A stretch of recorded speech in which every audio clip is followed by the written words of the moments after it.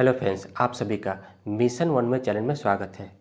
दोस्तों, आज हम लोग असेसमेंट फॉर लर्निंग पेपर में एक टॉपिक लाए हैं जिसका नाम है डिस्क्रिप्टिव स्टैटिक्स, जो कि बीएड सेकेंड ईयर में ये टॉपिक है। ठीक है, असेसमेंट फॉर लर्निंग पेपर का है यूनिट, अगर देखा जाए तो सबसे अंतिम यूनिट यानी यूनिट 5 का ये टॉपिक्स है, जिसको हम लोग डिस्क्रिप्टिव स्टैटिक्स कहते हैं, जिसको हम लोग हिंदी में वर्णनात्मक सांख्यिकी कहते हैं। ये बहुत ही इंपॉर्टेंट टॉपिक है जो कि बार बार एग्जाम में इसको पूछता है।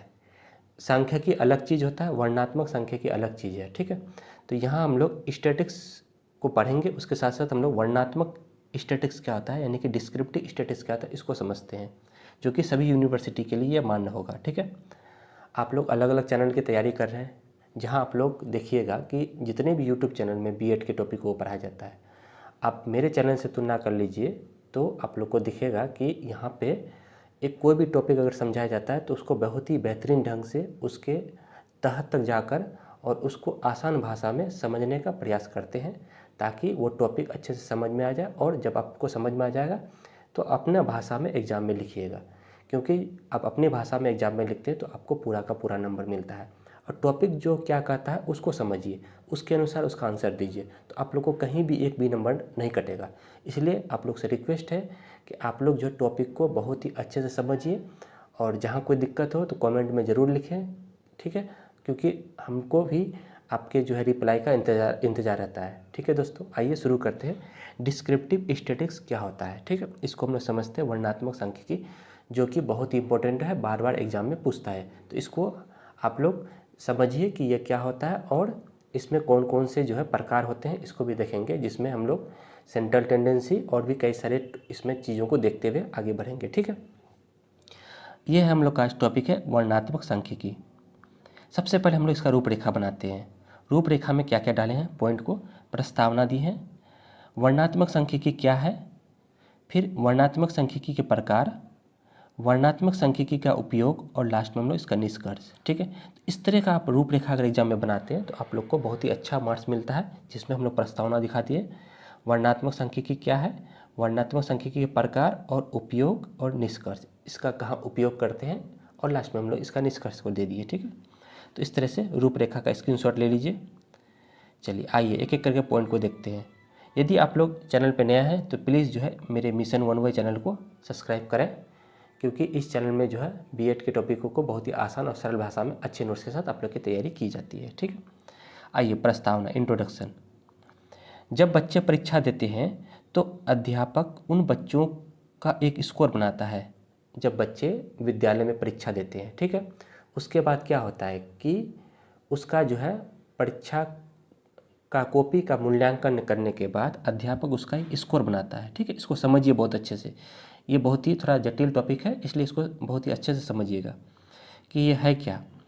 और बाद में अध्यापक उन बच्चों के परीक्षा स्कोर का वितरण करता है। बाद में जो स्कोर बना लिया उसके बाद उसको ग्रुप में जो है या फिर समूह में उसका वितरण करता है कि आप लोग के इतने मार्क्स आए हैं, आप लोग अपने मार्क्स को देख लीजिए। ठीक है, जहाँ अध्यापक बच्चों के स्कोर को माध्य, माध्यिका तथा बहुलक की गणना से स्कोर का वितरण करते हैं। यहाँ पे अध्यापक किसका प्रयोग करता है? माध्य, माध्यिका और बहुलक का प्रयोग करके अध्यापक जो है बच्चों का स्कोर कार्ड बनाता है। ठीक है, इससे यह देखा जाता है कि छात्रों ने कुल मिलाकर कितना अच्छा प्रदर्शन किया, यानी कि इसमें अध्यापक ये देखता है कि बच्चों ने कौन से सब्जेक्ट में अच्छे मार्क्स लाए, किस में कमी रह गई, तो इस स्कोर के माध्यम से बच्चों के स्कोर का गणना करते हैं। ठीक है, और स्कोर में कितनी भिन्नता थी और स्कोर में कितनी भिन्नता थी इसका भी उसमें देखते हैं। इसी डेटा का वर्णन और सारांश करने का तरीका को ही डिस्क्रिप्टिव स्टैटिक्स वर्णनात्मक सांख्यिकी कहते हैं। ये बहुत ही इंपॉर्टेंट लाइन है। डेटा का जो वर्णन और सारांश करने का जो तरीका होता है, इसी को हम लोग क्या बोलते हैं? डिस्क्रिप्टिव स्टैटिक्स कहते हैं, यानी कि वर्णनात्मक सांख्यिकी कहते हैं। यानी कि जब हम किसी भी डाटा को संक्षिप्त में या फिर उसको हम लोग सारांश के रूप में प्रकट करते हैं, दर्शाते हैं, तो उसी को हम लोग वर्णनात्मक सांख्यिकी कहते हैं, जो कि डेटा सेट को समझने, उनकी विशेषताओं के लिए केंद्रीय प्रवृत्ति में माध्य, माध्यिका, बहुलक, मानक विचलन, रेंज के माप का उपयोग करते हैं। जहां हम लोग इस जो भी डेटा रहता है उसको हम जब संक्षिप्त में लाते हैं, उसको सेट करते हैं, तो उसके लिए हम लोग माध्य, माध्यिका, बहुलक, मानक विचलन, रेंज, इन सभी चीज़ों का प्रयोग करके उसको हम एक वर्णन और सारांश के रूप में प्रस्तुत करते हैं। ठीक है, तो इसी को हम लोग बोलते हैं डिस्क्रिप्टिव स्टैटिस्टिक्स, वर्णनात्मक सांख्यिकी, जिसमें हम लोग किसी भी डाटा को उसके सारांश के रूप में प्रस्तुत करते हैं, तो इसी को हम लोग वर्णनात्मक सांख्यिकी कहते हैं। ठीक है, आगे देखते हैं वर्णनात्मक सांख्यिकी क्या है। What is descriptive statistics.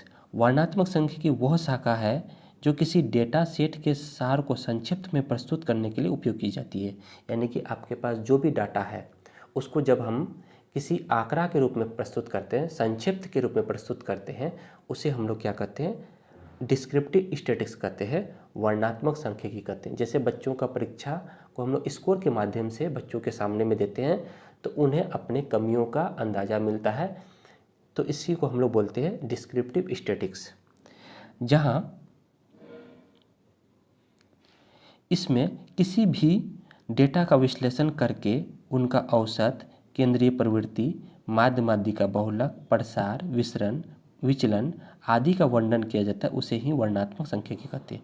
इसमें हम लोग क्या करते हैं, केंद्रीय प्रवृत्ति जहाँ सेंट्रल टेंडेंसी में आपका माध्य, माध्यिका, बहुलक आएगा, रेंज, वेरिएशन, विचलन, वेरिएबिलिटी का वर्णन किया जाता है, इसी को हम लोग वर्णनात्मक सांख्यिकी कहते हैं। इसमें हम लोग केंद्रीय प्रवृत्ति, सेंट्रल टेंडेंसी, रेंज, वेरिएशन और स्टैंडर्ड डेविएशन, इन सभी चीज़ों का जब हम लोग वर्णन करते हैं, इसी को हम लोग वर्णनात्मक सांख्यिकी कहते हैं। ठीक है, यह एक सांख्यिकी विधि है जिसका उपयोग डेटा को व्यवस्थित करने, समझने, प्रस्तुत करने के लिए किया जाता है। ये एक क्या है, स्टैटिस्टिक्स विधि है, स्टैटिस्टिक्स मेथड है, जिसमें हम लोग किसी भी डाटा को व्यवस्थित करते हैं, समझते हैं, प्रस्तुत किया जाता है। वर्णनात्मक सांख्यिकी डेटा और माप को संक्षिप्त सारांश देकर किसी विशिष्ट से डाटा की विशेषताओं का वर्णन और व्याख्या करने में मदद करती है। इसमें सबसे अधिक मान्यता केंद्रीय प्रवृत्ति का माप होता है। हम लोग अगर देखा जाए तो सबसे ज़्यादा हम लोग प्रयोग करते हैं केंद्रीय माप का, यानी कि मीन, मीडियन, मोड, माध्य, माध्यिका, बहुलक का सबसे ज़्यादा हम लोग प्रयोग करते हैं।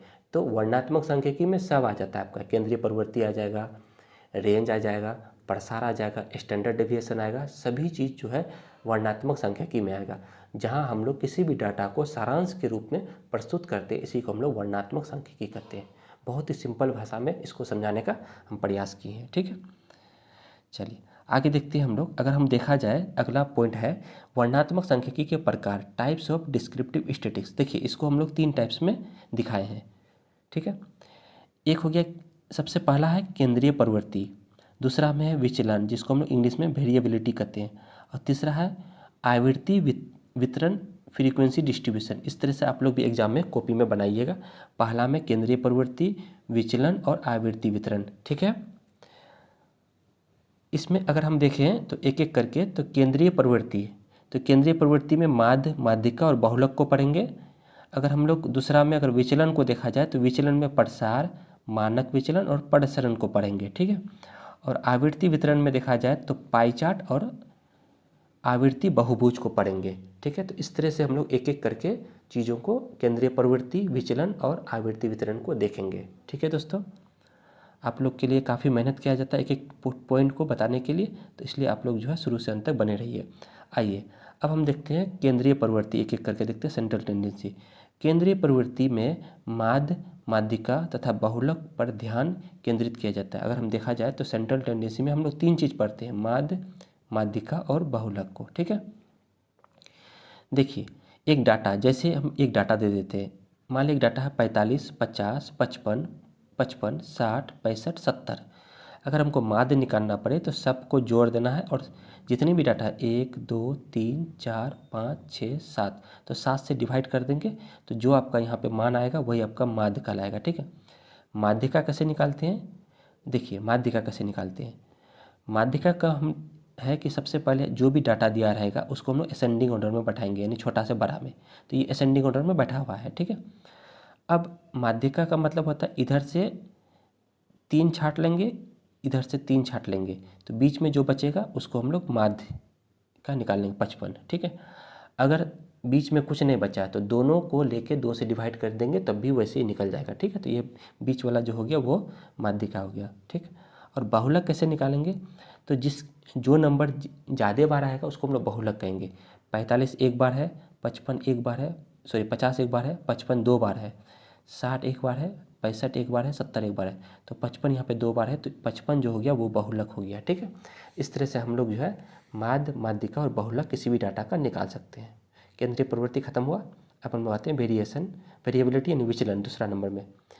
देखिए इसमें हम लोग प्रसार, रेंज, मानक विचलन और प्रसरण ज्ञात करते हैं। ठीक है, 3 चीज़ इसमें निकालेंगे, एक तो रेंज, स्टैंडर्ड डेविएशन और वेरिएशन, 3 चीज़ निकालेंगे, प्रसार, मानक विचलन और प्रसरण। आइए एक डाटा दिया है जिसमें हम लोग समझते हैं। ये डाटा है जिसमें 11, 7, 10, 13, 9 ये 5 नंबर है। अगर आपको रेंज निकालना हो प्रसार तो मैक्सिमम से मिनिमम को घटाएंगे, तो मैक्सिमम नंबर 13 हो गया और मिनिमम नंबर 7 हो गया, तो 13 में से 7 को घटाएंगे तो 6 इसका प्रसार हो गया। ठीक है, अब हमको निकालना है मानक विचलन। देखिए मानक विचलन कैसे निकालेंगे, सबसे पहले हम लोग माध्य निकालेंगे। इसका जो भी आपका डाटा दिया हुआ रहेगा ये डाटा का हम लोग सबसे पहले माध्य निकालेंगे। माध्य कैसे निकालते हैं, सबको जोड़ देते हैं और 1 2 3 4 5 नंबर से जितने नंबर है उसको डिवाइड कर देंगे तो आपका 10 आ जाएगा माध्य। ठीक है, अब इसका क्या करेंगे, इस 10 को 11 से घटाएंगे तो 1 बचेगा, 1 का स्क्वायर करेंगे तो 1 होगा। ठीक, फिर 10 को 7 से घटाएंगे तो 3 बचेगा, 3 का स्क्वायर करेंगे तो 9 होगा। फिर इसी 10 को 10 से घटाएंगे तो 0 बचेगा, 0 का स्क्वायर 0 लिखेंगे यहाँ पे। फिर इसी 10 को 13 से घटाएंगे तो 3 बचेगा, 3 का स्क्वायर करेंगे 9 होगा। फिर इसी 10 को 9 से घटाएंगे तो 1 बचेगा, 1 का स्क्वायर करेंगे तो 1 होगा, तो यहाँ पे स्क्वायर कर देना है। ठीक है, अब हमको निकालना मानक विचलन। तो मानक विचलन कैसे निकालेंगे, तो स्क्वायर रूट दे देंगे। ठीक है, और यहाँ पे अभी जो जितने नंबर निकाले हैं सबको जोड़ के 1 2 3 4 5 से डिवाइड कर देंगे तो सभी नंबर को जोड़ेंगे तो 20/5 आएगा, उसका हो जाएगा 4। और 4 का जो स्क्वायर रूट होता है वो कितना होता है, 4 का स्क्वायर रूट अगर देखा जाए तो वो आपका 2 हो जाएगा। ठीक है, तो इस तरह से हम मानक विचलन निकालने सीख जाएंगे किसी भी डाटा का। ठीक है, अब हम लोग निकालना है प्रसरण। प्रसरण बहुत ईजी है, जो आपका मानक विचलन आएगा उसका स्क्वायर कर देना है तो आपका निकल जाएगा प्रसरण, यानी 2 का स्क्वायर 4 जो है प्रसरण हो गया। ठीक है, तो इस तरह आप कोई भी डाटा का जो है मानक विचलन प्रसरण निकाल सकते हैं। नेक्स्ट है आवृत्ति वितरण। ठीक है, फ्रीक्वेंसी डिस्ट्रीब्यूशन, इसमें हम लोग पाई चार्ट, आवृत्ति बहुभुज, फ्रीक्वेंसी पॉलीगॉन को समझते हैं। देखिए पाई चार्ट, ठीक है, पाई चार्ट जैसे हम लिए हैं कि खेल है, खेल में अगर देखा जाए तो cricket, hockey, badminton, football, basketball. Cricket में 10 छात्र हैं, हॉकी में 5 छात्र हैं, बैडमिंटन में 5 छात्र हैं, फुटबॉल में 10 छात्र हैं और बास्केटबॉल में 10 छात्र हैं। इसका जो कोण निकालते हैं, कैसे निकालते हैं, 10/40 गुना 360 और करते हैं 10 कितना है, 10 मतलब छात्र और 40 मतलब टोटल का 8 40 हो गया। ठीक है, तो यहाँ पे 10/40 गुना 360 करते हैं तो 0 से 0 कटा, 4 से यह 9 बार में कटेगा तो 9 दशमलव कितना हो गया, 90। तो ये क्रिकेट का जो एंगल निकला वो 90 डिग्री का निकला। ठीक है, उसी तरह से हॉकी का तो 5/40 यानी 5 टोटल यहाँ 40 को डिवाइड करके 360 से मल्टीप्लाई 45 डिग्री, 5/40 गुना 360 45 डिग्री, 10/40 गुना 360 90 डिग्री, 10/40 गुना 360 90 डिग्री। तो इस तरह से हम लोग क्रिकेट का 90 डिग्री, हॉकी का 45 डिग्री, बैडमिंटन का 45 डिग्री, फुटबॉल का 90 डिग्री और बास्केटबॉल का 90 डिग्री हम लोग प्राप्त कर लिए। अब इसको हम लोग पाई चार्ट में बैठाते हैं तो ये पाई चार्ट हुआ। ठीक है, इसमें हम अगर देखा जाए तो इस सर्कल में क्रिकेट जो था वो 90 डिग्री का था। ठीक है, और 45 डिग्री का था हॉकी। आप देखिएगा बैडमिंटन था 45 डिग्री का, फुटबॉल था 90 डिग्री का और बास्केटबॉल था 90 डिग्री। इस तरह से हम लोग पाई चार्ट में इस टीम के खेल को बैठा दिए कि इतने % विद्यार्थी खेल रहे हैं। जैसे 90% विद्यार्थी क्रिकेट खेल रहे हैं, फिर 90 डिग्री बास्केटबॉल खेल रहे हैं, तो इस तरह से हम लोग पाई चार्ट में इसको बैठा देंगे। ठीक है, इस तरह से आप लोग एग्जाम में बना लीजिएगा। ठीक है, अब हम लोग आते हैं आवृत्ति बहुभुज। आवृत्ति बहुभुज में क्या होता है कि जैसे एक एग्जाम्पल लिए 25 से 30, 30 से 35, 35 से 40, 40 से 45, 45 से 50, 50 से 55, 55 से 60। इसका आवृत्ति देखा जाए तो 25 से 30 का 4, 30 से 35 का 6, 35 से 40 का 8, 40 से 45 का 7, 45 से 50 का 4, ठीक है, 50 से 55 का 2, 55 से 60 का 1, ठीक है, आवृत्ति हो गया। अब हम लोग इसको आवृत्ति बहुभुज में बैठाते हैं। आप लोग उसको कॉपी में लिख लीजिएगा, यहाँ पे आपको सुविधा होगा लिखने में, ठीक है। तो देखिए अगर हम लोग देखा जाए तो 55 से 60 में 1 था, तो 1 को बीच में रखेंगे यहाँ पे, ठीक है, 1 यहाँ है ना, 1 को ऐसे ऐसे अगर देखा जाए, और 55 से 60 यहाँ है, ठीक है, तो यहाँ पे इसको घेर दिए। फिर 50 से 55 में देखिएगा तो 2 होगा, तो 2 दे दिए। 45 और 55 के बीच में कौन था, तो 4 था, तो 4 को दे दिए यहाँ पे, 4 उसके सामने में ये 4, ऐसे करते हुए, ठीक है, ऐसे करते हुए लीजिएगा दोनों तरफ से। फिर अगर 40 से 45 के बीच देखा जाए तो क्या था, 7, तो इस तरह से आप लोग लेना है, 7 तक पहुँचना है, और इस तरह से यहाँ पे 7 पे पहुँचना है, ठीक है। फिर 35 से 40 के बीच पहुँचना है तो 8, इस तरह से पहुँचिएगा, इसके बीच में, इसके बीच से लीजिएगा, ठीक है, और यहाँ से लीजिएगा तो यहाँ से ये देखिएगा तो ये यहाँ पहुँच रहा है। फिर उसके बाद 30 से 35 में 6, फिर उसके बाद 25 से 30 में 4। तो इस तरह से आप लोग इसको, ये जो डाटा है आपका, ये जो डाटा इसको हम लोग इसमें बैठाए हैं, ठीक है। तो इस तरह से सभी पॉइंट को आप लोग मिला लीजिएगा, ये पॉइंट को मिलाइएगा, तो इस तरह से जो है आपको एक जो आपका क्या बनेगा, बहुभुज टाइप का बनेगा। तो इसी को हम लोग बोलते हैं आपका पॉलीगॉन, यानी कि इसी को हम लोग क्या बोलते हैं, आवृत्ति बहुभुज बोलते हैं, ठीक है। चलिए अब हम लोग अगला पॉइंट है वर्णनात्मक सांख्यिकी का उपयोग। वर्णनात्मक हम लोग सांख्यिकी का उपयोग कहाँ करते हैं, तो 1 नंबर, छात्रों के परीक्षा परिणामों से यह पता चलता है कि सबसे ज़्यादा छात्रों ने कौन सा स्कोर बहुलक से पता करते हैं, तथा प्रसरण से यह देखते हैं कि कितने छात्र फेल हुए।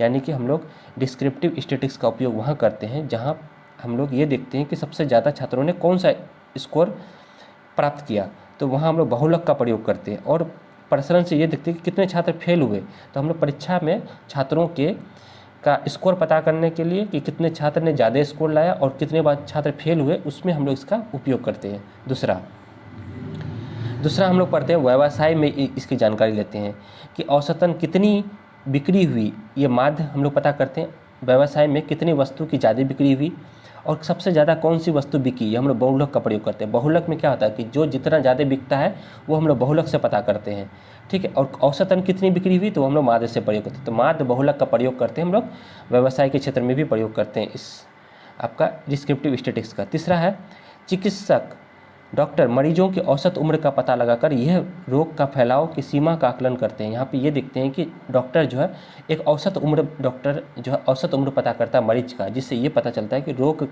कितने समय तक फैल सकता है मरीजों में। तो इसका आकलन करने में भी जो चिकित्सक को डिस्क्रिप्टिव स्टैटिस्टिक्स का उपयोग होता है। जिलों का अपराध दर का तुलनात्मक विश्लेषण करने में, जनसंख्या का औसत आय और शिक्षा स्तर बताने में भी हम लोग प्रयोग कर सकते हैं, जहां हम लोग पाई चार्ट के माध्यम से देखें इसको, ठीक है।